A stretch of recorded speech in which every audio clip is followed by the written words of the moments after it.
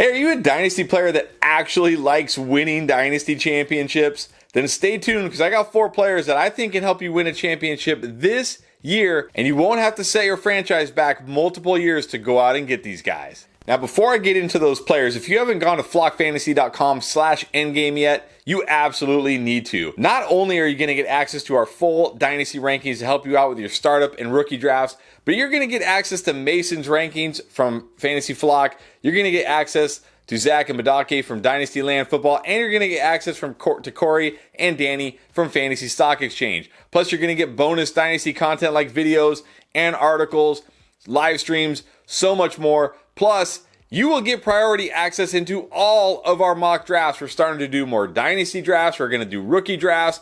We're doing redraft drafts, and we're only going to expand this, and these things are only going to fill up faster and faster. So get to flockfantasy.com/endgame right now. 30% off any subscription. It will absolutely help you crush all of your Dynasty and redraft leagues this year. Hey, be honest, when I asked that question in the beginning of the video, if you are the type of person that actually likes winning Dynasty championships, did you think to yourself, doesn't every player like winning championships? And that seems like the obvious answer, but I would say no, they don't. Because in most, if not all, of the Dynasty leagues I have played in, it seems like there's only maybe half the league that are true contenders this year. And then the other teams are either A, on a full rebuild and know they have no shot at winning this year, or B, are one of these teams where if somehow all of my players break out this year, I can be a contender, when in reality, they're probably 2 to 3 years away, and next year, they'll still be 2 to 3 years away. So if you're somebody who actually likes winning championships and taking home the money, this video is for you. I'm going to give you 4 players that I think can help you do that this year, and I'm going to prove to you that it won't kill the future of your team to go out and get these guys. So let's get into it. And let's start with a guy, if you've been in our mock drafts, watching our videos, I keep talking about this guy. I'm going to talk about him again, and that is J.K. Dobbins. I think he's in a crazy good value in both redraft and Dynasty right now, but especially in Dynasty. He doesn't turn 25 until December. He was drafted in the 2nd round out of Ohio State. He's had a lot of setbacks with injury with that ACL. What do we see from ACL? First year, struggle, don't play a lot, don't play up to their previous level. Second year, they get back to form. We saw it with Saquon Barkley. We saw it with Dobbins last year. Last year, I was saying 2022 is not the year you want to buy into J.K. Dobbins. You want to buy into him in 2023. Well, it's 2023.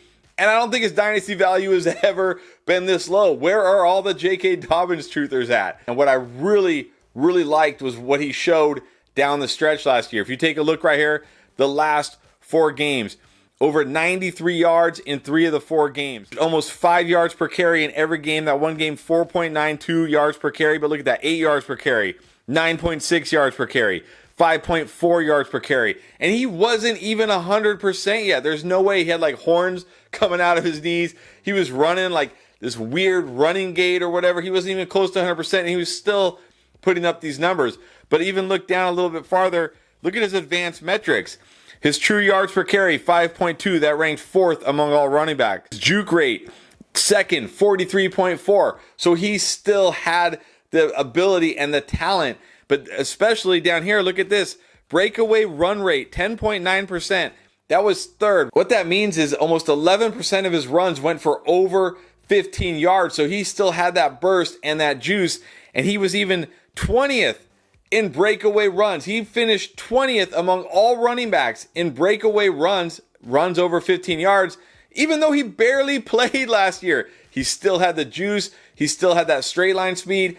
Now he should have that cutting and the agility back, and that's just going to make him even better going into this season. And I told you I would prove that these guys aren't going to set your franchise back if you go out and trade for them, and here you go. Here are some very recent J.K. Dobbins trades. J.K. Dobbins for 2/3, a 2nd, and a 4th. You're telling me you're going to get a J.K. Dobbins type with any of these picks? No chance at all. How about J.K. Dobbins for the 111?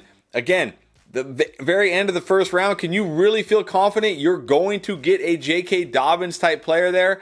I don't think so. How about in a Superflex league, J.K. Dobbins for Malik Willis and a 2025 2nd. Malik Willis, I know it's super flex, but come on. Malik Willis is never going to be anything in fantasy or in real life. How about this one? J.K. Dobbins for a second. Are you kidding me? If I can, and it's a 1 QB league. If I can get J.K. Dobbins for a second, I'm doing that in a heartbeat. He's a guy that can be the anchor of your team, or if you already have an anchor running back, he's a high upside RB2 that can absolutely put your team over the top. All right, let's move on to a wide receiver now, and we're getting a little bit up there in age. Amari Cooper, he is going to turn 29 this year, but look, he's a wide receiver. 29 is still okay. We've seen Cooper Kupp, Stephon Diggs, Devontae Adams, DeAndre Hopkins. These guys can still perform in their 30s, at least in their early 30s. So you're looking at probably 2 to 3 more very good years for Amari Cooper. And last season, he had one of the most productive seasons of his entire career, even though he had to play with Jacoby Brissett for most of the season and then a very rusty Deshaun Watson. So he had the most targets he's ever had in his career, 132. Hit the 4th most receptions of his career with 78. Hit the 3rd most receiving yards with 1,160. He also averaged 14.9 yards per reception, which he'd only done twice before in his entire career. But here's a really exciting thing. He had 1,765 air yards, by far the most of his career. And what's exciting about this is air yards are yards that he doesn't have to run after the catch. He just makes a catch and he gets those yards. So his role in this offense was fantastic for fantasy. He also had a career high 9 receiving touchdowns and averaged 14.5 fantasy points per game, which was the 3rd highest of his career. And now he gets Deshaun Watson, who will have a full offseason with this offense, with these wide receivers, and who will almost assuredly be much better this year. Plus, last year, Cleveland was one of the most run-heavy teams in the entire NFL, ranking only 25th in pass play percentage, throwing the ball only 52% of the time. All signs are pointing to Cleveland wanting to throw the ball more. They went out and traded for Elijah Moore, a young, exciting wide receiver. They still have Donovan Peoples-Jones. They still have Amari Cooper. They've got Deshaun Watson. They're paying him a ton of money. They are going to throw the ball a lot more than they did last year. Amari Cooper could legit have the best season of his entire career this year, and people aren't valuing him like that. Look at some of these trades. Amari Cooper for a 2nd and a 4th. A 2nd and a 4th? Really? Come on. How about this one? For Brandon Cooks and a 5th. What rookie are you drafting in the 5th round of your rookie draft that you're really going to count on? And Brandon Cooks is older and not as good as Amari Cooper. Or this one, Amari Cooper for Deontay Johnson and a 4th. And look, I get it. Deontay Johnson is younger and he's a good wide receiver, but he doesn't have that massive ceiling because he's stuck with Kenny Pickett in this Steelers offense. Amari Cooper has a much higher ceiling, and as I said, could still give you that ceiling for the next 2 to 3 years. And then how about this one? Amari Cooper and Keenan Allen. Now, granted, Keenan Allen up there in age, but if you're contending this year and you just need a wide receiver that you don't care about next year, Keenan Allen can get it done for you, but also you're getting Amari Cooper, and you're only giving up a 3rd and then a 1st 2 years from now. Look, Amari Cooper could absolutely smash this year with a full offseason and a Deshaun Watson who should be closer to the Deshaun Watson we saw in Houston than the one we saw in Cleveland. And he's not going to cost you much at all to go get. He's a massive value. He can help you win your Dynasty League this year. Go get him. Let's go to a younger wide receiver now. And I love Hollywood Brown this year. And I really love the value you can get Hollywood Brown for. We'll talk about that in a little bit. And what I expect from him when it matters most. But we'll also get to that in a little bit. But Hollywood Brown only going to turn 26 this year. He's a dynamic player. He's one of those guys that can run the full route tree. Plus, he's awesome with the ball in his hands, yards after catch, has that home run ability. And what really excites me about Hollywood Brown this year is what we saw from Hollywood Brown last year. So let's take a look here. Here are his splits, pre-injury, post-injury. Also remember, pre-injury, no DeAndre Hopkins, post-injury with DeAndre Hopkins. What did we see in those first games? 9 or more targets in all but 1 game. Double-digit targets in all but 2 games. Also had 5 or more catches in all but 1 game. 6 or more catches in all but 2 games. Look at those yardages. 3 touchdowns. He was a monster before his foot injury. And then what happens? He gets that foot injury. He comes back. DeAndre Hopkins is there. But still, even with DeAndre Hopkins and the foot injury, 6 or more targets in all but 1 game. 8 or more targets in all but 2 games. Okay, the touchdowns dried up and the yardage dried up. I mean, he was playing with terrible quarterback play. We know this.